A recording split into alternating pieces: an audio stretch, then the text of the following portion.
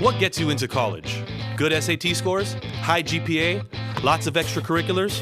Sure, but what you really need is money. If you don't have the cash, you'll need a loan.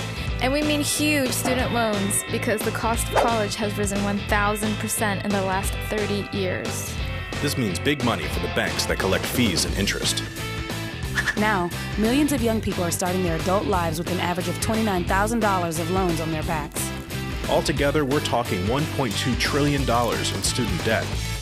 And more people are finding it impossible to pay them back. Welcome to the student debt crisis. The increasing demand for higher education and cuts to state funding gave colleges a huge incentive to keep inflating prices. I graduated about a year ago, currently in $35,000 of debt. I am in debt about like $25,000. I owe $23,000. I owe over $50,000 in student loans. 38.8 million Americans owe money on a student loan. And the biggest names in banking are making huge profits off the booming student loan industry. Sallie Mae, the largest provider of private student loans, made $949 million last year.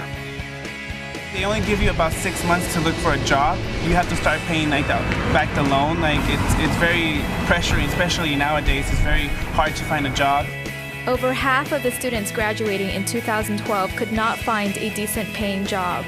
They either had low-wage jobs or unpaid internships or were unemployed altogether. So you can't make the payments. You start incurring late fees, which makes the loan even harder to pay off. And it stays with you for years, even decades. Right now, a third of the people who started repaying their loans are delinquent or in default. That's 13.7 million people, more than the populations of Chicago, New York, and San Francisco combined.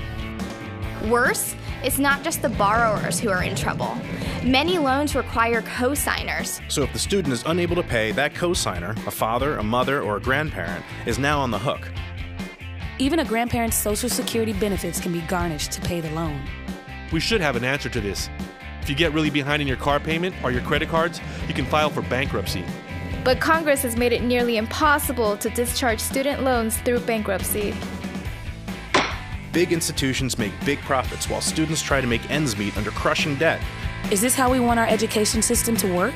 The whole point of going to college is to get the career you want, but lately that's been discouraged because no one can afford school. You get a job just to pay off your student loans.